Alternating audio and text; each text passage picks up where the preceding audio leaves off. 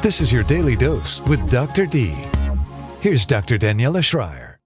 Hi there and welcome back. I am Dr. Daniela and you're here to get your daily dose.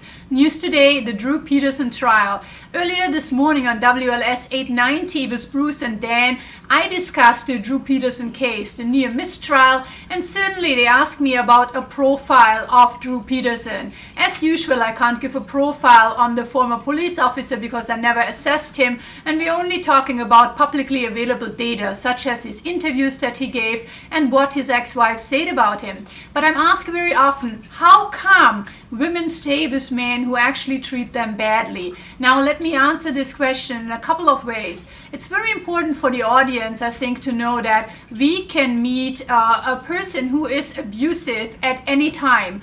Potentially at the beginning, we have no clue. These people present very often as very charismatic, they are outgoing, they try to engage people, they try to give very huge gifts at the beginning to get the total adoration and devotion of a woman for them.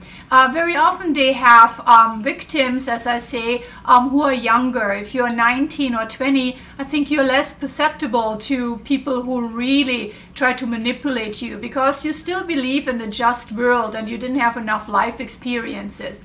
And then over time, once you root and you're inside a relationship, even against better advice of maybe your family and friends, it's really hard to get out. So why do women stay on? Well, very often when the going gets tough, women stay actually on longer. When the cycle of violence starts, what happens is women start to blame themselves. They try to go back to the so-called honeymoon phase when everything was fine, and they think, what is it that I'm doing wrong? The longer they stay on, the more insecure they become, the more abused they are, and the harder it is to get out. So remember, it can happen to anybody to meet someone who is not totally honest, because most people have two faces. It's not that extreme that one is totally great and the other is totally awful.